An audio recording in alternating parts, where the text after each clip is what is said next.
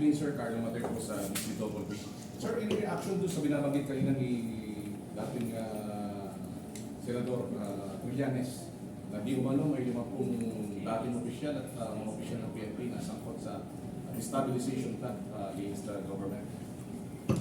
Number one, that's really not true. Wala pong ganyan. There is no issue for us na magkaroon po ng destabilization. Wala pong ganon. Yung mga polis natin, kaya nga mas happy sila ngayon eh. We are providing them with so much tulong. Kaya nga wala silang issue na parang lumaban sa gobyerno. O ngayon, wala nga kayo makikita na demoralization. And what we're doing right now, yung mga cellphones, pinagbabawal natin, yung 8 hours na duty, happy naman lahat ng mga polis natin. There's no kahit na within the organization, happy po sila. Yung merong lumabas po na fake news na babawasan namin yung mga kanilang CIP, yung may subsidy sila. Of course, naging issue lang yan, but I cleared na. Hindi po pwede mangyari yan. Ako makukulong. Hindi po pwede namin kayong bawasan. Pwede namin kayong dagdagan, pero hindi po namin pwedeng bawasan ang mga benefits na binigay po ng gobyerno sa inyo. Hindi po kami pwede namin i-divert yun. So I just want to clear, wala pong issue and all dun sa PNP natin, very loyal po sa Constitution natin. And they are very supportive po sa Bagong Pilipinas sa project ng ating Presidente po. 35. Yes po. Good evening po. Faithful po po from 85. Kasi baka may connection daw po, sir, regarding tinatawag daw po kayo ni Pangulo. So is there a connection din dahil dun sa check din po niyo yung loyalty ng PNP? Or can you disclose kung ano po ba yung meeting niyo or reason kung bakit kayo pinatawag ng Pangulo? Every time naman I need to brief kung ano pong ginagawa natin. So of course, they're so excited kung anong mga development ginagawa ng police. Kasi nakikita nagbabagong police bakit ngayon mas happy police natin ngayon? So I have to brief na. At happy po yung mga police natin ngayon. But there's nothing about loyalty check. We don't do that. Wala po. Marami po tayong intelligence to tell our president ng loyalty check. Wala pong ganyan nangyayari. But ang gusto lang natin is, gusto ng presidente ng what we're doing, the Philippine National Police, ano po yung kailangan natin improve, ano po kailangan matulong ng gobyerno natin.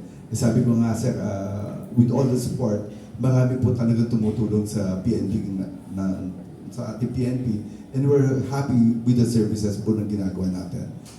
Number one pala, bago ko malimutan, maliban po sa ligtas, we want to make life easier for our police, ng mga sa mga kliyente natin. So we are trying to improve po yung lahat ng mga services po natin. Maliban po sa 911, yung mga complaints nyo po, I want it a lot easier. Hindi na po dapat magintay yung mga tao. When you go back, yung mga investigador, wala na, we want to shortcut.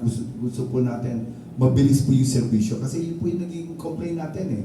Ang bagal ng serbisyo natin, pagka pumunta ka sa polis, walang nag-aasikaso sa iyo. Pagka nandun ka, tatanong ka ng complaint, yung mga polis, wala, naka-off. So, gusto namin kurikin yun. Lahat na pagkakamali dati, gusto natin mabago na po. Opo. Sir, question na po, yung sa meeting, sino-sino po yung mga andun? PNP lang po ba or meron din pong ibang agency from the government or ano pa po?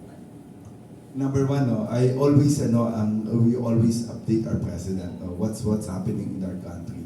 Hindi po nagkakaiba yan. Lahat po, we have to improve. Ako lang po yan. That's may kasama ko just to tell the president, ito po yung Philippine National Police natin. Ang gagaling po. Ang tinatanong niya, kung ano may tutulong po natin sa Philippine National Police. Sir, kanina lang po. So yung bloodless na war against drugs, yun po yung isa sa mga pinupush natin, tama po ba? That's true po. Ang gusto po natin is 100% drug-free community. We don't believe po yung we don't want any shortcut. Gusto talaga natin, dapat matutunan ang police natin how to file a case and win sa court po. General, thank you very much. And Virgil, kailangan patawad po sa makinig namin sa media. Kailangan na po nilang tumulak patong Tarlac. Uulitin po natin ito. Ako po ay pinagsasabihan na kasi malilink na po siya. Dahil babiyahe pa po siya. But any last, sir, just to close before you leave us? Sa Bagong Pilipinas, ang gusto ng police, ligtas ka. Maraming salamat po. Thank you very much.